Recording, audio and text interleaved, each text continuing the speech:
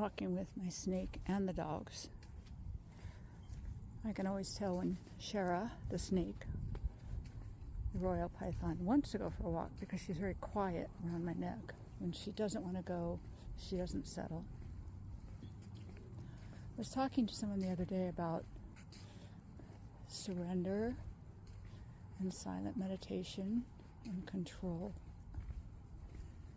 And a lot of people think that surrender means that you're powerless. But actually, I find it very different. I find that in silent meditation, you are always in control. You can stop the connection at any time.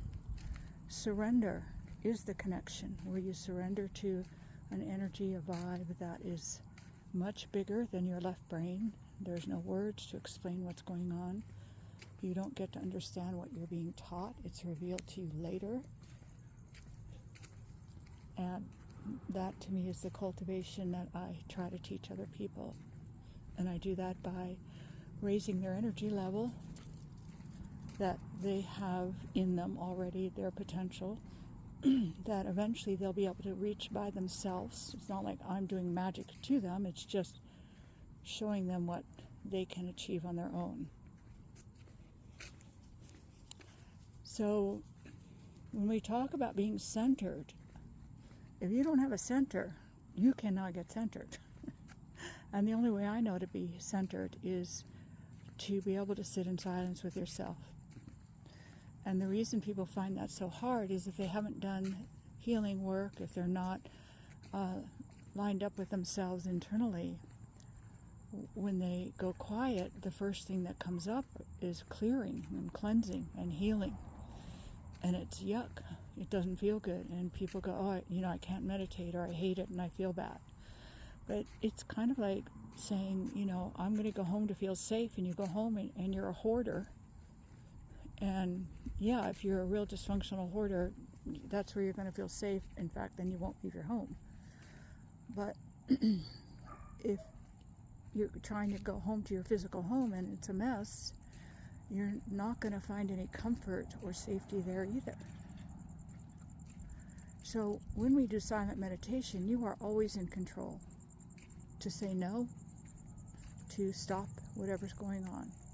When you surrender to source, not to a human, not to a human teacher, not to words, not to scripture, but you're surrendering to something like the ocean. If you've ever done anything super athletic, running, skiing, and we talk about being in the zone, that is a kind of surrender. It is a heightened energy. It is not doormat energy. It's not giving up. It's not waving the white flag.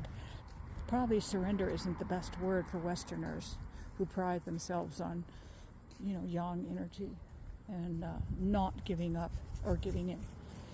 But it is getting into the zone. And to get into the zone, you have to train like hell, first of all, so that you can be athletic enough to get into the zone. Same thing with getting into this beautiful spiritual space in meditation. You have to train like hell. It doesn't come easy, because to get to that connected place, that center has to be built up like an athlete.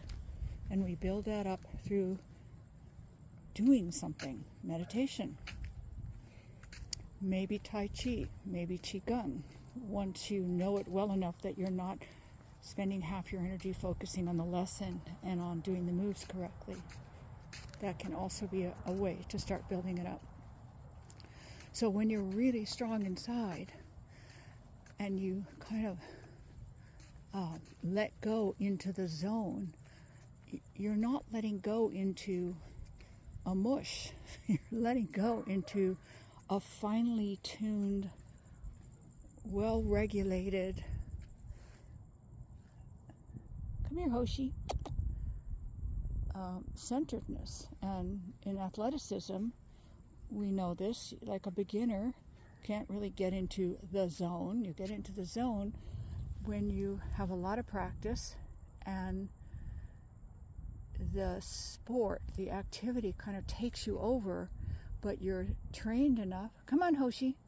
You're trained enough to be able to let go and know that your body, your nervous system, all the information you've learned, all the training you've learned, all the exercise, muscle building, diet, exercise, sleep, attitude, etc., when you quote let go, all of that kicks in a fashion that is synchronized way more magically than you could ever do with your left brain. That's the zone. So maybe we don't call it surrender, we call it getting into the zone. Typically, to get into the zone with your authentic self, spiritual energies, connecting with source, when you first start meditating, you will do contemplation. You will think a lot. That's okay. It's kind of the beginning stage, like going down the bunny slopes of skiing. Then you typically go through an emotional time.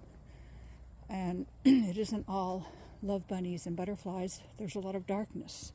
There's a lot of shadow work. And only after that can you start to reach meditation. So I just want to make it clear that I think surrender means you're a warrior, not a weenie. And you can't get there overnight. Yes, you can get there with psychedelics, but you can't be high all the time. And remember, the reason psychedelics work is because you have neurotransmitters to receive those drugs, which means if you have the neurotransmitters, your body already produces those same drugs, a slightly different version. But if we didn't have the neuroreceptors for them, they wouldn't work. So psychedelics can show you the way of, or not the way, they can show you like where you can arrive, but then you have to get there. It's like having a dream and seeing the top of the Himalayas. But then to get to the top of the Himalayas, you have to train, hike, and get there. So I hope this helps. And I am a big proponent of silent meditation or silent Qigong, Tai Chi, those practices. And if you look at it like health, physical health, athleticism, instead of a gift and, something that is bestowed upon you by Jesus, the goddess, etc., I think you'll have a lot more success. And you'll also learn how to be much more stable and resilient in your 3D life. All right, it's getting dark. Heading home. Remember, introductory session. That is not for you to get some free information. It is for you to meet me and see if you want to do some work with me. Classes, I try to do them inexpensively. I don't have retirement. I have to pay bills. So, this idea of, you have a gift, you should share it. Yeah, the shamans in villages were brought chickens and goats and clothing, and people built a house for them.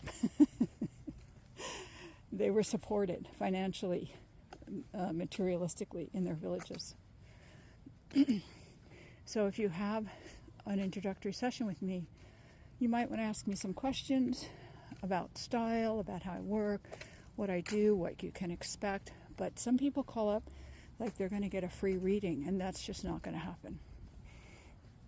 I can tell you some things about yourself that might help convince you of my accuracy, but very often people who call up don't know certain things about themselves that I already know.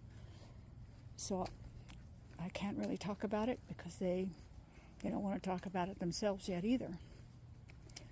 And the other stuff I do of future forecasting, well, then you'll have to wait 6 months or a year to find out if it comes true. If you need a quick reading, go to psychicaccess.com. I used to work there. I think they're a really good company. Get a free reading. But if you want to find somebody to do some work with, like looking for a personal trainer or a piano teacher,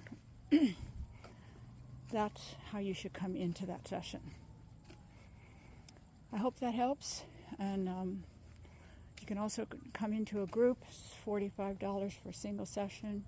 If you sign up for a month, 4 sessions, it's $30 a session. trying to keep it available.